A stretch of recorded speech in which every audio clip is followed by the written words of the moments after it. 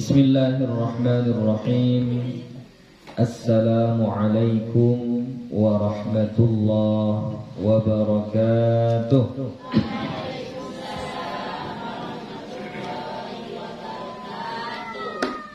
Alhamdulillah, alhamdulillahi rabbil alamin.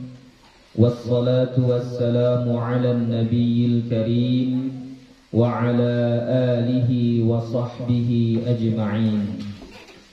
Rabbi shrah li sadri wa yassir li amri wahlul 'uqdatam min lisani yafqahu qawli. Rabbi yassir wa la tu'assir, Rabbi atmim bil khair, wa la hawla wa la quwwata illa billahil aliyyil azim. Alhamdulillah, puji syukur kepada Allah subhanahu wa ta'ala. Salawat dan salam kepada Nabi Muhammad sallallahu alaihi wasallam dengan lafaz Allahumma salli wa sallim ala sayyidina Muhammad wa ala ali sayyidina Muhammad. InsyaAllah kita lanjutkan kembali pengajian kita. Sore ini kita akan masuk kepada pembahasan yang baru. Kemarin kita sudah selesai tentang najis, ya, tentang cara menghilangkan najis, kemudian kadar lama dan sebentarnya haid dan nifas, ya. Jadi sekarang kita sudah masuk ke pembahasan yang baru berkaitan dengan sholat.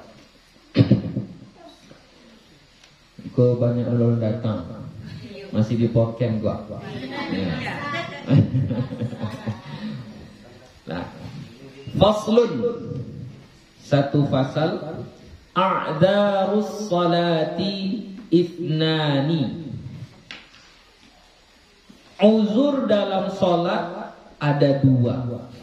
Nah, uzur dalam sholat ada dua. Jadi maksudnya uzur dalam sholat ini, kalau dia tidak sholat pada saat itu tidak mengapa, tidak apa-apa.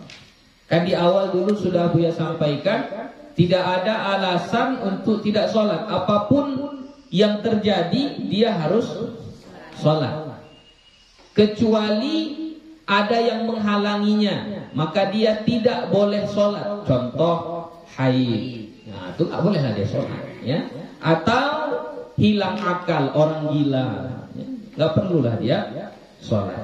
Nah, ternyata ada uzur yang apabila uzur itu terjadi, kita tidak mengapa sholat. Tidak mengapa tidak sholat, ya. Jadi uzurnya ini uzur yang membuat kita tidak mengapa tidak sholat. Nah, tidak sholatnya apakah selamanya? Itu mau kita kaji, ya. Jadi ada dua saja uzur. Selain daripada yang dua ini tidak ada kata uzur, ya, tidak ada kata uzur. Apa yang dua itu?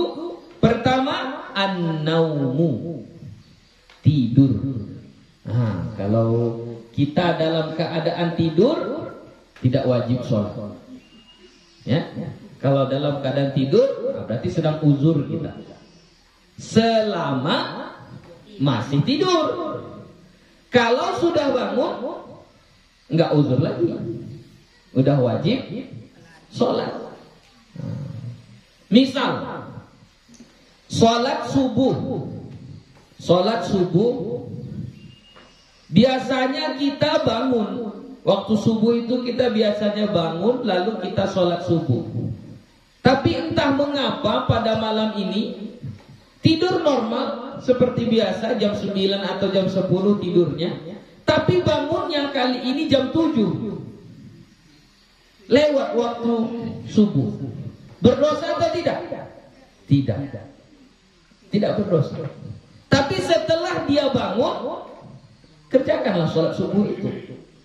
Kerjakan sholat subuh.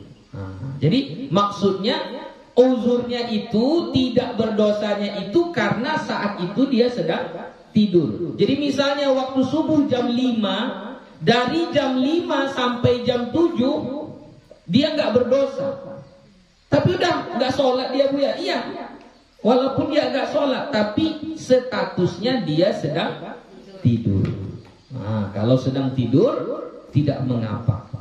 Itu dianggap sebagai uzur. Ya, uzur yang diakui, yang dibenarkan di dalam agama kita.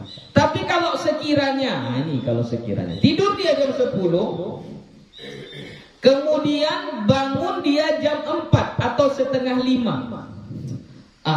Ada 30 menit lagi, palarlah. Lalu tidur lagi dia.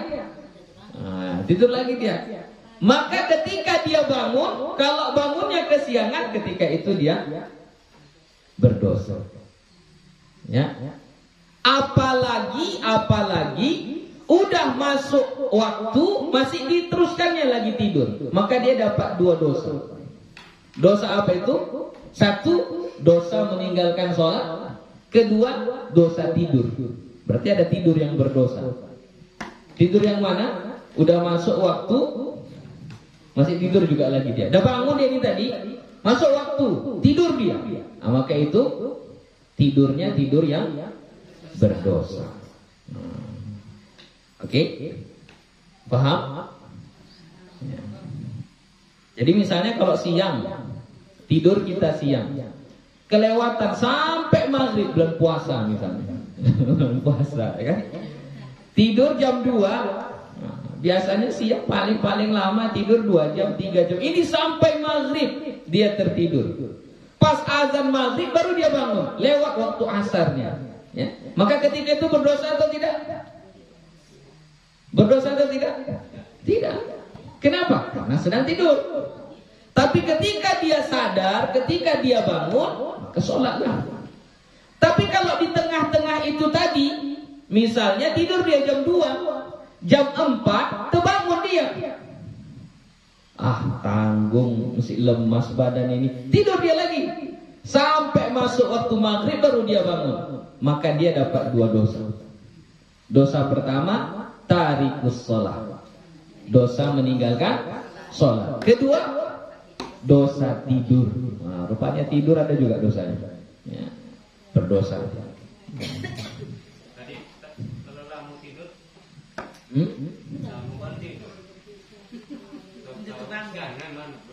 ya, udah mengapung. Tidak berdosa, tidak berdosa. Begadang, kau cerita kan? Begadang, tidur jam 2 boleh, tidur jam 1 ini kan? Bangun kesiangan, berdosa atau tidak? Tidak berdosa. Ya?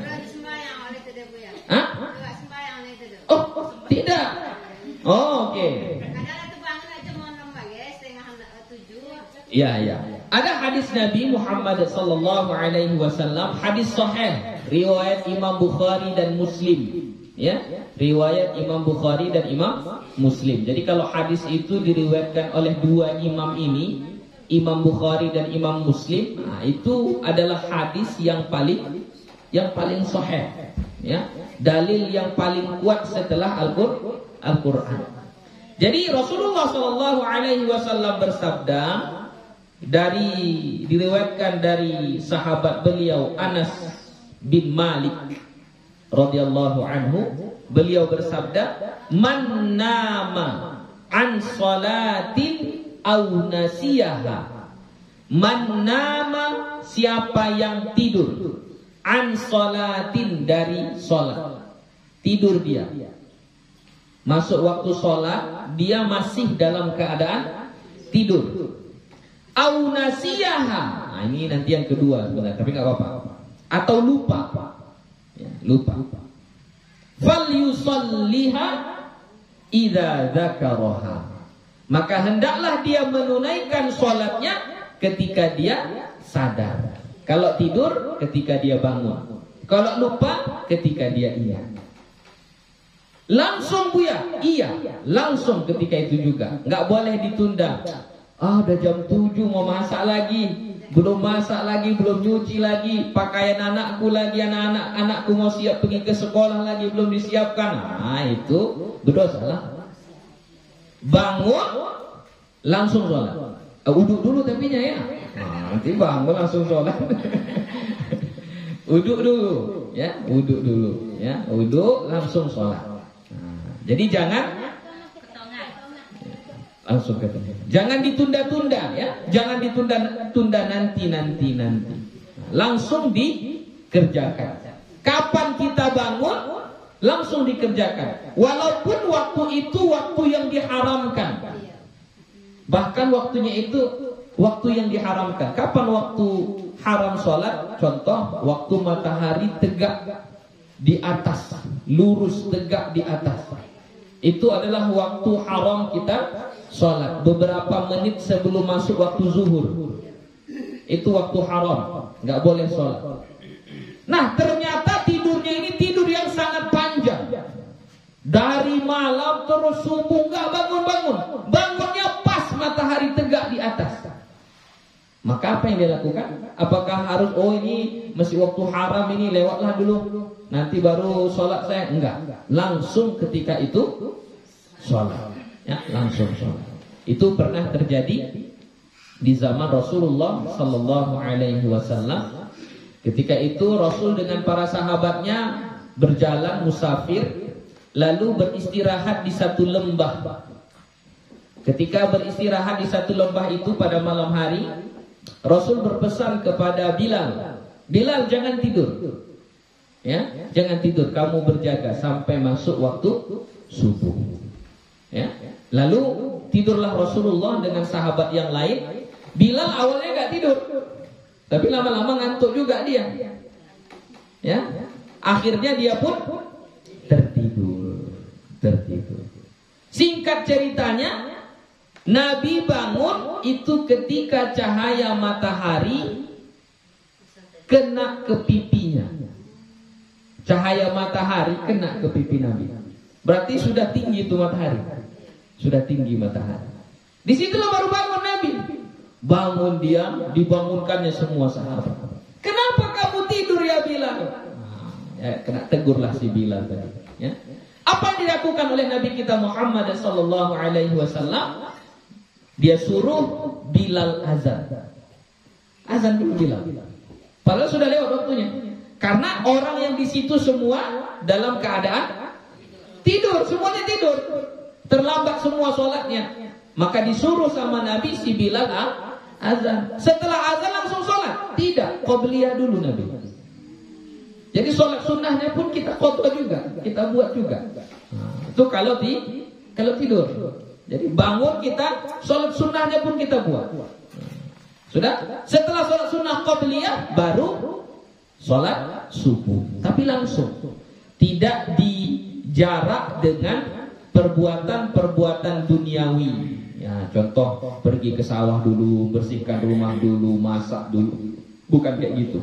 Langsung, ya langsung.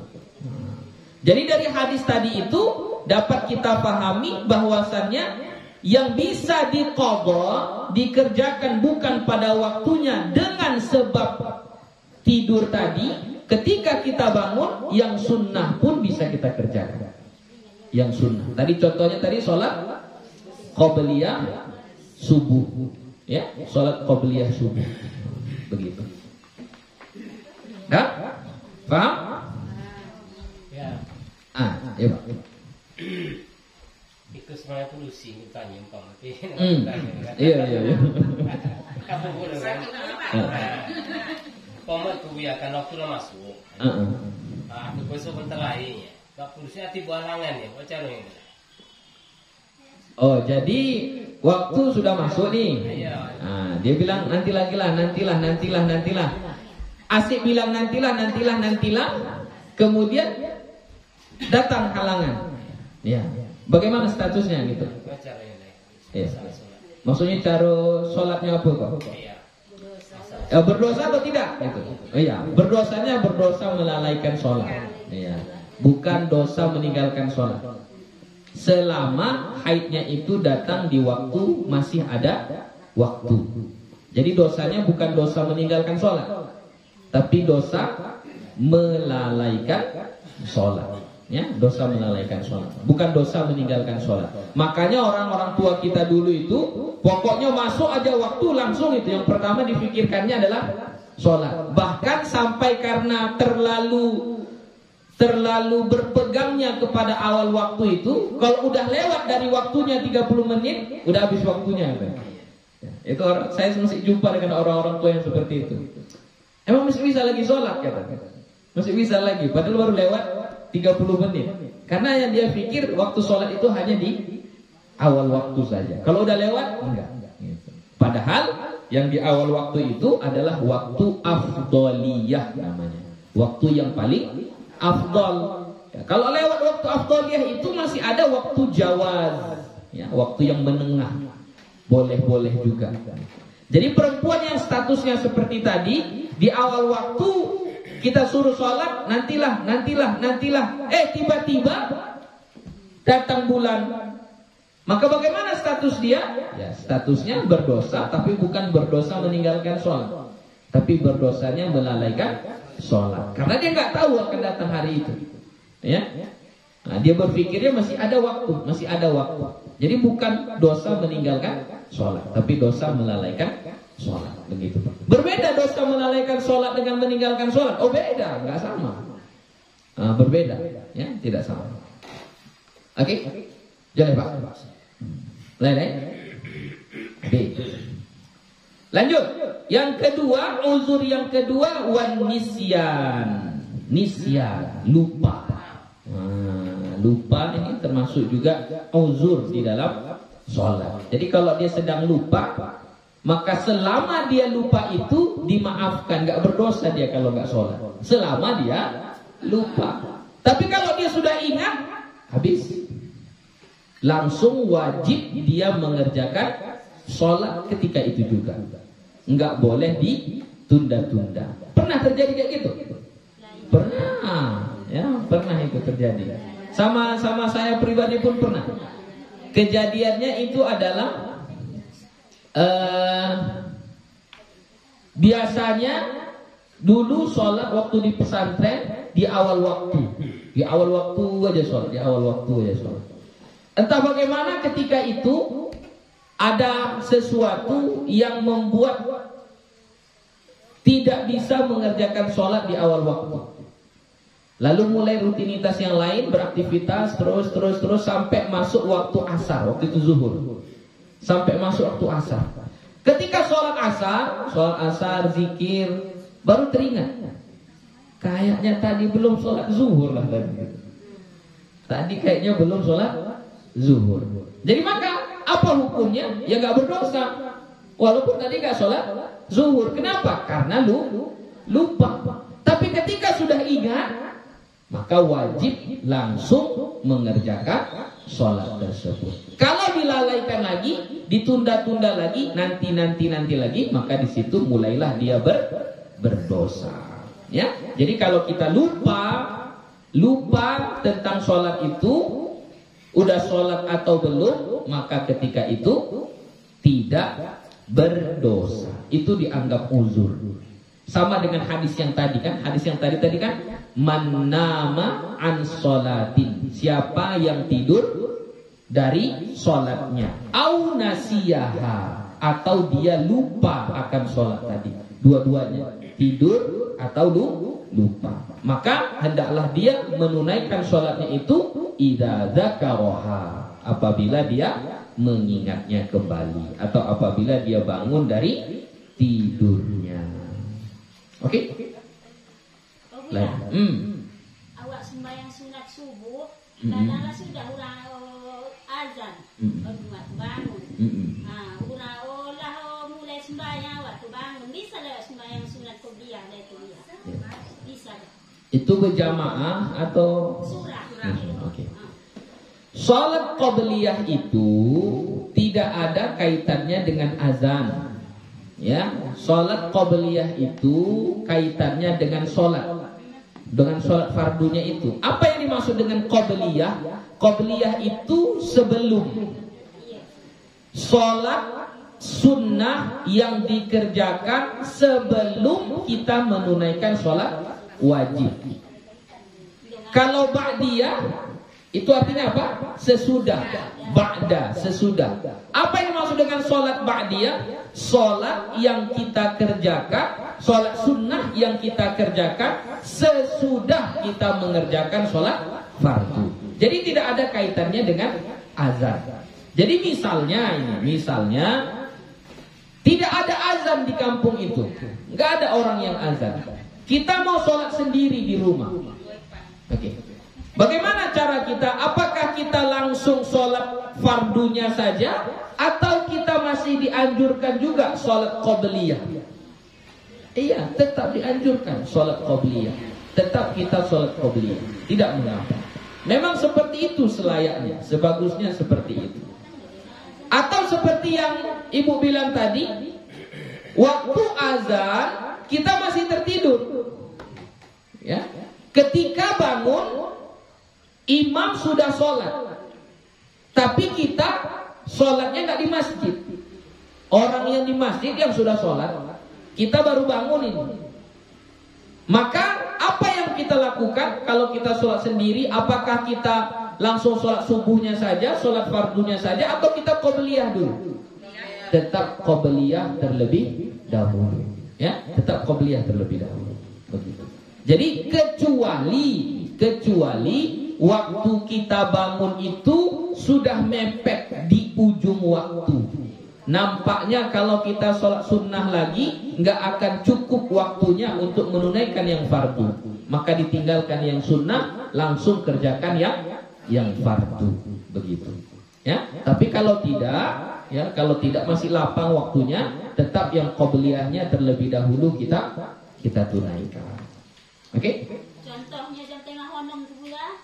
Jam tengah honong mak bangun subuh tu. Iya. Karena subuh ada waktu subuh. Tengok waktunya, Bu. Ada subuh kita jam 5 lewat. Kalau subuh kita jam 5 lewat, maka setengah 6 itu masih agak panjang waktunya. Tapi kalau kayak yang beberapa minggu yang lewat, jam 5 kurang 1/4 sudah masuk waktu subuh. Maka setengah 6 itu udah mulai terang-terang sedikit ya. Itu berarti sudah mepet. Jadi nggak bisa kita bilang jamnya. Kita tengok langsung waktunya saja. Kalau memang masih lapang waktunya, maka silahkan kita sholat sunnah terlebih dahulu sebelum kita menunaikan sholat fardunya. Begitu. Oke? Habis. Lanjut. Faslun. Syurutus salati thamaniyatun. Syarat sholat ada 5. Ini syarat, bukan rukun. Ya. Kalau rukun dia di dalam sholat itu. Kalau syarat ini yang berkaitan dengan sholat, yang mengiringi sholat itu. Ya. Ini syarat. Ada 8 syaratnya. Apa itu? Pertama, taharatul hadatsaini, bersih dari 2 hadas. Apa itu 2 hadas? Hadas kecil dan hadas besar. Jadi supaya kita boleh sholat, syarat utamanya harus suci dari hadas kecil dan suci dari hadas besar. Kalau mau suci dari hadas kecil harus dengan wudu. Kalau mau suci dari hadas besar harus mandi. Mandi apa? Mandi wajib. Yang kedua, wattaharatu 'anin najasati fit thawbi wal badani wal makani. Suci dari najis pada pakaian, badan dan tempat. Jadi kalau kita mau sholat, kita harus pastikan dulu pakaian kita bersih dari najis. Harus bersih dulu dari najis. Kalau masih bernajis, nggak boleh kita sholat dengan pakaian yang bernajis. Apa yang dimaksud dengan pakaian? Pakaian itu semua yang kita pakai. Tidak hanya baju. Ikat pinggang, pakaian juga. Ya. Lobe, pakaian juga. Mukena, pakaian juga. Kalau misalnya laki-laki pakai jam, tali jamnya ini misalnya, ya, entah kulit, entah apa, nah, itu harus dipastikan dulu, ya. Dompetnya, atau misalnya kalau perempuan dia punya tas ransel isinya emas banyak, takut dia meletakkannya, tetap digigitkannya juga, pastikan juga tasnya itu harus bersih karena itu termasuk pakaian. Itu pakaian. Jadi maksud bersih pakaian dari najis ini bukan hanya baju, celana, rok, bukan. Semua yang kita pakai ketika sholat harus dipastikan bersih dari najis. Ya. Kemarin itu ada yang kecelakaan yang di atas sana. Jadi berdarahlah jubahnya. Jadi dia tanya, jadi kalau sholatnya dengan baju jubah berdarah kayak gini bisa nggak? Karena waktu udah mau masuk ini katanya. Oh, nggak boleh lah. Nah, harus dicuci dulu. Baju sembahyang tuh umpama spesial baju tapi jadi ketinggalan anu ngapot. Itu nanti dulu. Nah, itu nanti dulu ya. Ini masalah najis dulu ya, masalah najis dulu. Jadi harus dipastikan dulu pakaian kita bersih dari najis. Pakaian tadi sudah paham ya, semua yang kita pakai di dalam sholat itu dianggap thawb, pakaian. Maka itu harus dipastikan kebersihannya dari najis. Ingat, najis. Kemarin ditanya, ya kalau sudah tengok videonya ada yang nanya, kalau keringat bagaimana? Nah, keringat tidak najis. Jadi misalnya kita pakai pekerja, bajunya sudah basah ini dengan keringat, bau pula keringatnya, boleh nggak kita bawa sholat? Boleh, nggak apa-apa. Ya, kalau sholatnya sholat sendiri. Kalau sholatnya berjamaah, itu mengganggu orang sholat, ya, mengganggu, lain pula dosanya. Tapi masalah sah atau enggak sholatnya sah. Kenapa? Karena keringat bukan najis. Oke, lanjut. Wal badan, suci dari badan. Badannya suci dari najis. Nah, badan mana? Masa nggak tahu kita badan kita ya? Semualah, dari ujung rambut sampai ujung kaki. Jadi badan kita itu harus kita pastikan bersih dari najis. Jangan sampai ada najis yang melekat di badan kita ketika sholat. Kemudian yang ketiga, wal makan. Makan tempat yang kita gunakan untuk sholat. Tempatnya ya. Jadi misalnya ini musola, memang ini tempat sholat, tapi tempat yang kita gunakan untuk sholat cuma sedikit aja nya. Jadi misalnya sebelah sana ada najis, sebelah sana ada najis, sholat kita di sini, tapi di sini bersih, boleh nggak? Boleh, karena tempat yang ini bersih, begitu. Ya. Lanjut, yang ketiga, wasatrul aurati, menutup aurat. Nah, ini masuk ke sana. Pertanyaan ibu tadi, menutup aurat. Jadi sebelum sholat pastikan terlebih dahulu kita menutup aurat. Nah, kalau laki-laki auratnya mana? Laki-laki auratnya mana? Hah? Dari pusat sampai lutut. Lewatkan aja lah, di atas pusat sedikit, di bawah lutut sedikit. Ya, lewatkan saja. Itulah batas auratnya. Ingat ya, itu batas. Kalau misalnya kita pakai pakaian yang pas segitu, pakaiannya pas, pusat sampai lutut, itu berpotensi akan naik sedikit. Akan naik sedikit. Contoh, gak usah jauh-jauh, apa aja, baju kaos. Anak muda pakai baju kaos kan kadang kecil-kecil aja itu.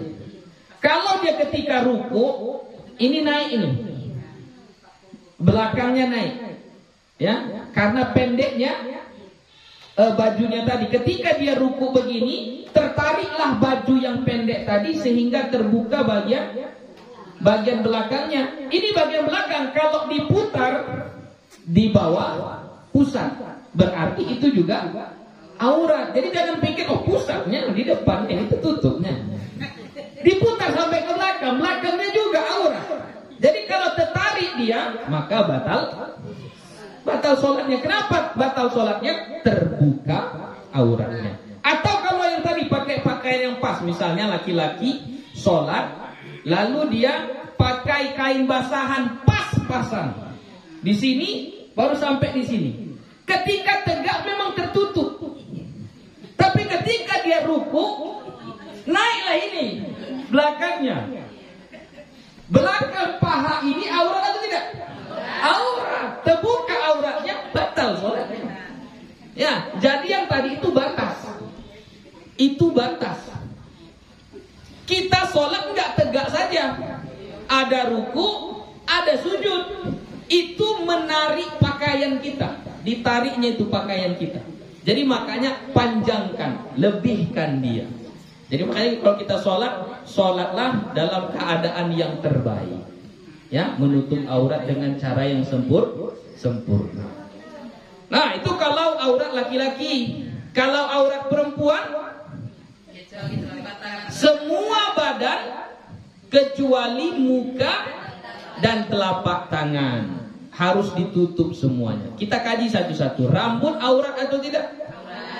Jadi kalau nampak rambutnya bagaimana? Batal. Jadi pastikan ketika sholat itu rambutnya nggak nampak. Makanya mukena perempuan dia nggak kayak gini, nggak kayak jilbab. Mukenanya itu lengket, dia pakai karet di sini. Supaya apa? Supaya rambutnya nggak nampak. Karena kalau seperti kayak gini terkadang nampak itu anak-anak rambut itu di sini nampak. Kalau kayak gitu sholatnya maka tidak sah. Kenapa? Batal sholatnya. Yang kedua, batas muka. Nah, sudah diajari batas muka. Mana batas muka? Dari tumbuh rambut sampai dagu. Kalau pakai mukena di mana? Ke sini. Jujur aja lah, perempuan-perempuan Indonesia pakai mukena di sini. Nah, ini muka atau tidak? Ini nggak muka. Ini nggak muka. Jadi kalau sholatnya mukenanya di sini, maka nampaklah ini. Ini bukan muka. Jadi bagaimana? Makanya dinaikkan ke sini, gini. Makanya kalau mukena nggak sama kayak jilbab itu kayak gini, nggak kayak gini dia. Ada segitiganya lagi. Ada segitiga. Itulah gunanya untuk menutup sini sampai ke dagu.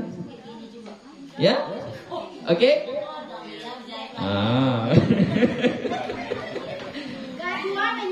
Iya, ke dagu sih, dagu. Loh, itu namanya. Tutup ate yang ke tadi, tutup siko lah. Habis itu. Kalau pakai cadar makruh. Kalau sholat pakai cadar ditutup makruh hukumnya. Nggak boleh. Dibenci.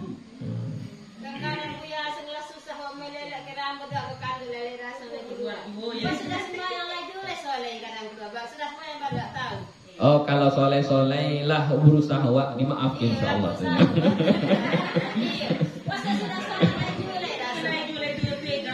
Iya. Lah, joleh batai tadi kan? Oke, kemudian masuk pertanyaan tadi, kalau bajunya ada baju khusus untuk sholat. Nah, bajunya ini koyak pula ketiaknya. Kalau dia sholat hanya pakai baju itu saja tanpa dilapisi pakai pakaian yang lain, maka tidak boleh. Kenapa? Karena ketiak termasuk aurat.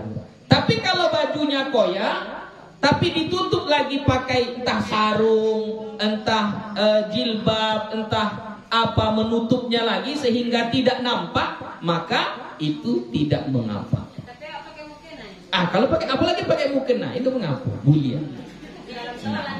Sama kayak laki-laki sholat pakai sarung. Maaf cakapnya nggak pakai celana, pakai sarung aja. Ketika sujud dia, kalau main intip-intip, nampak nggak belakang lututnya? Nampak. Batal tidak sholatnya? Dianggap membuka aurat atau tidak? Tidak. Itu tidak dianggap membuka aurat. Itu tidak dianggap membuka aurat. Cuman lebih baiknya ketika sholat kakinya dirapat. Ketika sujud kakinya dirapatkan. Begitu anjurannya. Ketika sujud kaki kita itu rapat. Ya, karena aurat itu bukan ketika diintip. Kalau ketika diintip misalnya sholat kita di atas, ada orang di bawah, nampak auratnya. Itu tidak termasuk. Ya, kalau yang diintip tidak termasuk membuka aurat. Yang dimaksud membuka aurat adalah tanpa diintip dia bisa nampak. Maka itu yang disebut dengan membuka aurat. Misalnya dalam perjalanan, kemudian kan tidak ada, sudah masuk waktu sholat, kemudian tidak ada muktenahnya. Nah kemudian dia membawa peralatan, dia bawakan aurat wanita itu seluruh tubuh kecuali muka dan telapak tangan. Nah kemudian dia pakai jilbab, jilbab itu bisa diolah, bisa untuk aurat. Nah telapak tangan karena baju panjang, kan kelihatan nanti jari-jarinya. Kalau misalnya dia tutup dengan sarung tangan semuanya, apakah itu boleh atau bagaimana? Jadi menutup aurat itu syarat utamanya satu, tidak menampakkan warna kulitnya.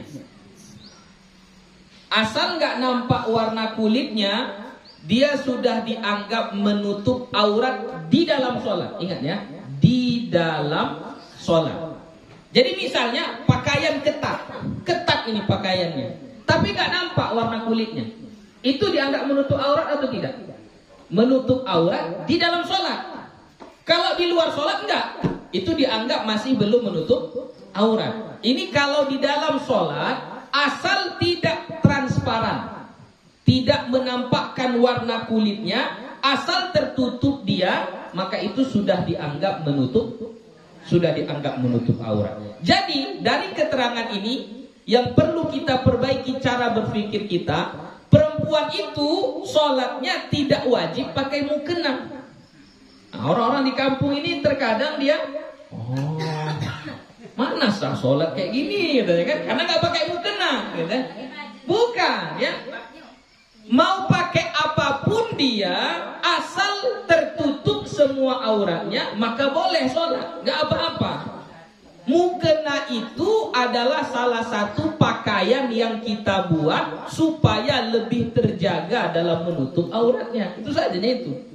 Jadi misalnya seorang perempuan dia pakai pakaian yang biasa, bagaimana pakaian dia biasa, lalu kakinya dia pakai kaos kaki, tangannya dia pakai sarung tangan, kemudian mukanya dari jilbabnya ini saja dia naikkan, dan di sini pakai anak jilbab dia, pakai anak jilbab. Boleh nggak dia sholat seperti itu? Boleh, nggak apa-apa. Jangan kita memandang aneh perbuatan seperti itu, itu nggak aneh. Karena yang disuruh dalam agama kita bukan pakai mukena. Sampai sekarang saya kalau ditanya apa bahasa Arab mukena, saya nggak tahu. Nggak ada bahasa Arab mukena apa? Malabis ibadah, malabis sholat, pakaian sholat. Ya. Jadi yang disuruh adalah satrul aurah. Apa itu? Menutup aurat. Asal tertutup aurat kita sudah cukup, udah boleh, nggak masalah. Jadi asal tertutup itu sudah cukup. Jadi kaki cara menutupnya pakai kaos kaki, tangan pakai sarung tangan, jilbab kepala sini pakai anak jilbab, lalu ini digesernya ke depan pakai jilbabnya. Sudah, itu sudah menutup aurat. Ayo. Lah, lanjut. Tapi menutup auratnya harus dengan sesuatu yang suci ya, karena berarti penutup aurat itu dianggap sebagai pakaian. Lanjut, wastiqbalul qiblah. Menghadap kiblat. Jadi harus menghadap kiblat.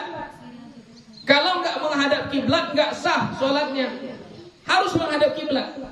Tapi nggak nampak Bu ya? Ya nggak nampak, main apalah, iktikat saja lah. Iktikatnya misalnya ini kiblatnya kemana? Ke sana, ke sana. Di masjid kan sudah dibuat itu. Ini arah kiblatnya. Sudah iktikatkan saja ke sana arah kiblatnya. Kalau kita di tempat yang belum dipastikan di mana arah kiblatnya, ijtihad saja. Ya, misalnya kita pergi ke sawah, dari mana kita tahu arah kiblatnya? Agak-agak saja lah, di mana masjid? Oh sebelah sana. Agak mereng kemana? Agak mereng ke kanan. Wah sudah ke kanan. Udah itu ijtihad namanya. Tapi harus ditentukan ke sana arah kiblatnya, begitu. Ya, harus menghadap kiblat. Lanjut, wadukhulul waqti, masuk waktu. Ya. Jadi kalau kita sholatnya belum masuk waktu nggak sah. Syaratnya supaya sah sholat tadi harus masuk waktu dulu. Kalau belum masuk waktu, tidak sah. Azan udah masuk waktu. Bagus. Azan itu sebelum masuk waktu atau sesudah masuk waktu? Azan itu sesudah masuk waktu. Masuk dulu waktu, baru azan. Bulan ini payah orang yang sudah. Kan sebentar azan kan masuk juga. Kan azan itu lagi ini. Iya. Enggak. Jadi azan itu adalah pengumuman informasi kepada masyarakat, kepada umat Islam bahwa waktu sholat sudah masuk. Jadi azan itu masuk waktu dulu. Ya. Nanti takutnya contoh kita buat di bulan puasa. 3 menit lagi sebelum berbuka puasa, azan dia. Allahu Akbar, Allahu Akbar. Ada buka puasa. Buka puasa dia, batal lah. Ya. Jadi azan itu bukan sebelum masuk waktu. Masuk dulu waktu, baru azan. Kenapa? Karena azan itu sebagai informasi bagi kita bahwasannya waktu sholat sudah masuk. Kecuali subuh. Subuh itu 2 kali azannya. Di zaman Nabi, subuh itu 2 kali azannya. Nah, azan yang pertama itu bukan menunjukkan masuk waktu. Azan pertama itu untuk membangunkan orang. Bangunkan orang. Nah, kalau kita di sini udah ada, dibuatnya lah apa kan, mengaji, tarawih dan lain sebagainya. Boleh lah, nggak apa-apa. Tapi kalau mau buat azan boleh juga, tapi dikasih dulu sosialisasi ke masyarakat. Harus dijelaskan dulu, ini kita ada azan ini pertama mengikut di zaman Rasul dulu. Kita azan pertama subuh jam 4 gitu misalnya. Harus kasih tahu dulu. Nanti takutnya ada yang sensitif kan. Asal dengar azan bangun dia, nggak nengok jam lagi, sholat dia masih jam 4. Ya, jadi yang boleh azan sebelum masuk waktu itu subuh. Itu pun kalau azannya dua kali. Begitu ya. Jadi azan itu masuk waktu dulu. Masuk waktu. Lanjut. Salat Jumat biasa kali aja 2 kali azan.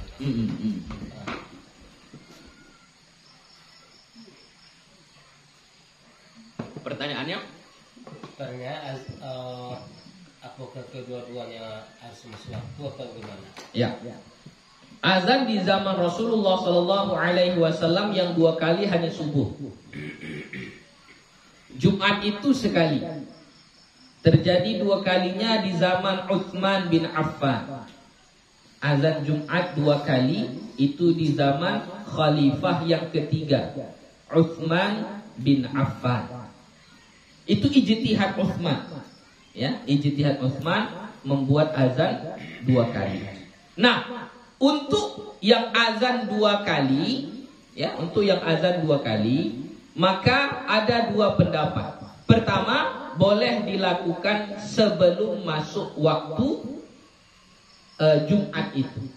Sebelum masuk waktu Jumat, ya, sebelum masuk waktu zuhur. Ya, sebagai pengkiasan kepada subuh. Untuk mengingatkan bahwasannya beberapa menit lagi, 15 menit lagi atau 30 menit lagi akan masuk waktu Jumat, waktu zuhur. Baru azan yang kedua itu dipastikan sudah masuk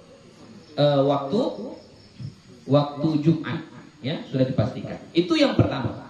Tapi pendapat yang kedua, ini di mazhab Syafi'i, walaupun azannya 2, tetap azan yang pertama itu sesudah masuk waktu. Ya, sesudah masuk waktu. Masuk dulu waktu Jumat, masuk dulu waktu zuhur, baru azan yang pertama. Maka di mazhab Syafi'i ada sholat sunnah qobliyah. Jadi untuk Jumat itu adanya sholat qobliyahnya kalau azannya 2 kali. Kalau azannya sekali, nggak ada sholat qobliyahnya. Kenapa? Karena ketika azan sebelum azan, khatib udah naik ke atas mimbar. Kalau khatib sudah naik ke atas mimbar, nggak boleh ada sholat tanpa sebab. Nggak boleh. Jangankan sholat bergerak-gerak, zikir aja kita pun nggak boleh. Baca Quran kita duduk nggak boleh. Ketika khatib khutbah. Ya. Jadi makanya ada orang yang berpendapat, ulama yang berpendapat nggak ada qobliyah ketika sholat Jumat. Betul, kalau azannya sekali. Tapi kalau azannya 2 kali ada qobliyah. Makanya Imam Asy-Syafi'i membuatkan azan Jumat yang 2 kali itu, yang pertama tetap ketika masuk waktu Jumat, tetap masuk waktu Jumat. Gitu. Jadi jangan ambil setengah-setengahnya. Jadi kadang kita ngambil antaranya, enggak pendapat yang pertama, enggak pendapat yang kedua. Seperti yang dibilang Bang Ifat tadi lah. Kira-kira 3 menit lagi mau masuk waktu apa? Waktu Jumat, di situ dia baru azan. Katanya nanti kan habis azan udah masuk waktunya. Itu salah. Kalau mau dibuat sebelum masuk waktu, jauh lah. 15 menit, 30 menit sebelum masuk waktu, situ baru azan. Di situ lu azan untuk ngasih tahu, pemberitahuan. Gitu. Tapi kalau nggak ikut pendapat itu, ikut mazhab Syafi'i, maka azan yang pertama pun tetap setelah masuk waktu. Masuk di waktu baru kita azan, gitu Pak ya. Jadi qobliyah apa Jumat dan qobliyah zuhur atau qobliyah Jumat? Azannya 2 kali ya. Qobliyahnya kita buat qobliyah zuhur atau qobliyah Jumat? Apa bedanya Jumat sama zuhur? Sama nggak kira-kira? Ya zuhur itu ya Jumat, Jumat itu ya zuhur, sama. Boleh, nggak apa-apa. Cuma cara mengerjakannya berbeda. Kalau zuhur 4 rakaat tanpa khutbah. Kalau Jumat 2 rakaat tapi ada khutbahnya. Jadi niatnya qobliyah Jumat ya. Boleh qobliyah Jumat, boleh qobliyah zuhur, sama. Nggak ada bedanya. Jadi jangan dipisahkan itu, sama itu. Karena kita qobliyahnya tetap qobliyah status sholat yang dikerjakan di waktu zuhur. Jadi sama, nggak ada bedanya. Mau kita bilang qobliyah Jumat, boleh. Qobliyah zuhur, boleh. Tapi karena zohirnya ketika itu Jumat, maka lebih bagus kita pakai qobliyah Jumat. Begitu. Ya, lanjut. Wal ilmu bifardiyatiha, mengetahui kefarduan sholat tersebut. Itu syarat. Kalau dia belum tahu sholat itu fardu, misalnya anak-anak kecil, ini kayak Hania, belum tahu dia sholat itu fardu, berarti nggak sah pun dia sholat. Ya. Syaratnya harus tahu dia bahwasannya sholat itu fardu. Wa alla ya'taqida fardhan min furudiha sunnatan. Seterusnya, bahwa dia tidak meyakini yang fardu di dalam sholat itu adalah sunnah. Contoh apa yang fardu, yang wajib di dalam sholat? Takbiratul ihram, Allahu Akbar, itu adalah fardu, rukun. Jangan dia mengiktikadkan, meyakini bahwa takbiratul ihram itu sunnah. Kalau dia meyakini yang fardu itu sunnah, maka batal, nggak sah sholat. Kenapa? Karena meyakini yang fardu itu adalah syarat. Itu syarat. Jadi harus diyakini. Takbiratul ihram itu adalah rukun, yakin. Jangan dibilang ini sunnah ini. Baca Al-Fatihah itu rukun, fardu, wajib. Ya. Kalau nggak dibaca, nggak sah sholatnya. Harus diyakini. Jangan nanti di hati kita ini sunnah ini. Sunnah ini. Kalau kita tukar yang fardu menjadi sunnah, walaupun sekedar iktikad, sekedar keyakinan, maka itu merusak sholat kita. Nggak sah sholatnya. Karena itu adalah syarat dari sholat tersebut. Lanjut. Yang terakhir, yang ke-8, wajtinabul mubtilati, menjauhi dari yang membatalkan. Maksudnya ya jangan sampai terjadi sesuatu yang membatalkan sholat. Itulah 8 syarat-syarat sholat. Lanjut. Al-ahdatsu ithnani. Hadas itu ada 2. Asgharu wa akbar. Asghar hadas kecil, akbar hadas besar. Nah, ini sudah kita bahas sebelumnya ya. Jadi nggak perlu kita jelaskan lagi. Fal asgharu ma aujabal wudu. Kalau yang hadas kecil itulah yang mewajibkan kita berwudu. Jadi cara mengangkatkan hadas kecil adalah dengan berwudu. Wal akbaru ma aujabal ghusla. Kalau hadas besar itulah yang mewajibkan kita mandi. Ya, penyebab hadas besar sudah kita kaji di kajian sebelumnya. Lanjut. Satu lagi. Al-auratu arba'un. Aurat itu ada 4. Nah, ini aurat. Pertama, auratur rajuli mutlaqan wal amati fi sholati ma baina surrati war rukbati. Ini satu ini ya. Aurat laki-laki secara mutlak. Mutlaqan. Maksudnya mutlak itu ya laki-laki yang betul-betul laki-laki, baik di waktu sholat ataupun di luar sholat. Begitu juga dengan amah. Amah ini hamba. Nggak ada lagi sekarang, ya. Wal amati dan aurat hamba. Hamba amati ini hamba perempuan ya, bukan hamba laki-laki. Hamba perempuan. Tapi ingat, hamba nggak ada lagi sekarang. Bagaimana aurat hamba perempuan fis sholat, di dalam sholat, khusus di waktu sholat untuk hamba perempuan? Sama seperti aurat laki-laki. Apa itu? Ma baina surrati war rukbati. Di antara pusat dan lutut. Jadi aurat hamba perempuan ketika sholat sama dengan aurat laki-laki. Apa itu auratnya? Antara pusat dan lutut. Itu yang pertama. Yang kedua, wa auratul hurrati. Aurat wanita yang merdeka. Nah, tadi amah. Amah tadi wanita yang hamba. Ini wanita yang merdeka. Bagaimana aurat wanita yang merdeka? Fis sholati, pada sholat, jami'u badaniha ma siwal wajhi wal kaffaini. Semua badannya kecuali muka dan telapak tangan. Jadi aurat perempuan yang merdeka di dalam sholat semua badannya kecuali muka dan telapak tangan. Yang ketiga, wa auratul hurrati wal amati indal ajanibi jami'ul badan. Aurat perempuan merdeka dan aurat perempuan hamba, ya, hurrah dan amah. Aurat perempuan merdeka dan perempuan hamba indal ajanibi, ketika bersama orang yang bukan mahramnya, berarti bukan dalam sholat ini.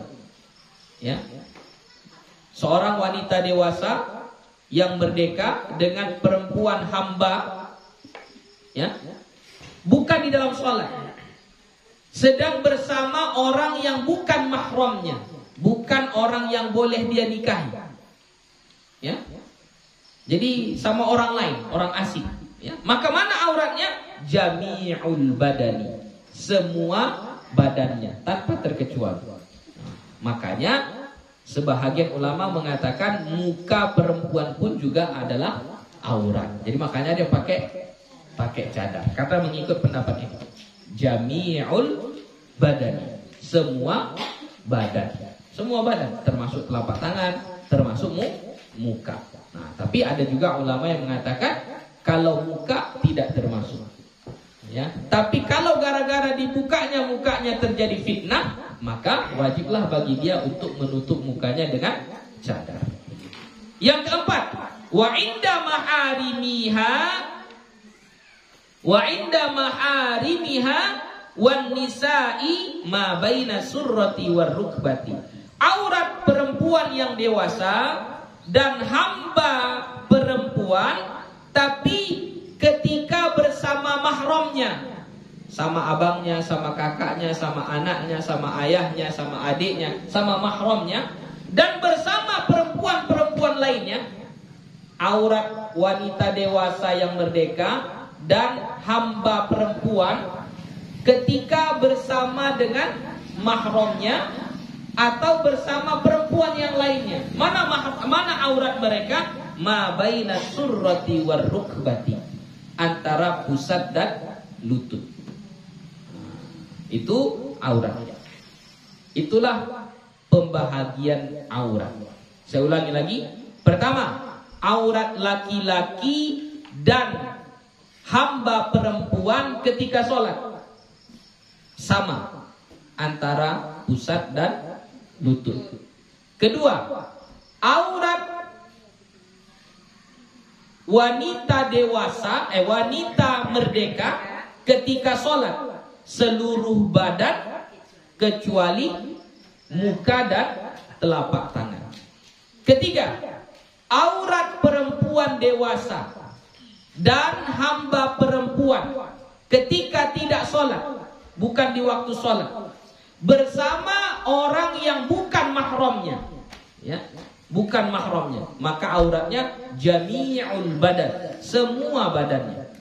Baru yang terakhir, yang keempat, aurat perempuan dewasa dan hamba perempuan bersama mahramnya atau bersama perempuan yang lain, maka auratnya itu antara pusat dan lutut. Itulah kira-kira. Nah, habis. Yang terakhir ulangi. Yang terakhir ulangi. Aurat perempuan dewasa dan hamba perempuan ketika bersama mahramnya. Mahramnya itu orang yang tidak boleh dia nikahi. Ayahnya, abangnya, adiknya, anaknya, nah, itu adalah mahram dia. Jadi ketika bersama mahramnya atau bersama perempuan yang lainnya, ya, itu ma baina surrati war rukbati, di antara pusat dan lutut. Itu yang wajib. Tapi kalau terjadi fitnah, maka tutup semuanya, walaupun kepada mahramnya. Ya, jadi ada aurat yang wajib secara hukum syariat, itu wajib ditutup. Itulah tadi antara pusat dan lutut, itu wajib ditutup. Tapi ada aurat yang harus ditutup untuk menjauhi dari fitnah. Itu lain lagi. Jadi jangan pula lagi, oh bolehnya nanti nggak pakai atasan pula dia. Itu kan boleh juga, ya. Kenapa yang bagian atas itu bisa menimbulkan fitnah juga. Maka walaupun bersama mahram atau bersama perempuan yang lainnya, maka tetap tutup saja. Itu penutupannya bukan penutupan aurat. Ini cerita aurat tadi. Tapi penutupannya apa? Supaya jauh dari fitnah. Begitu. Oke? Habis. Jalan, Pak. Nah. Jadi yang tadi ini itu aurat yang wajib, Pak, ya. Kalau nggak ditutup berdosa. Ya. Kalau yang selain itu kalau tidak ditutup timbul fitnah. Oke, sudah. Itu saja untuk sore ini. Insya Allah kita akan sambung arkanus shalah, ya. Nah, ini udah poin penting ini, ya. Jadi insya Allah mudah-mudahan sehat kita.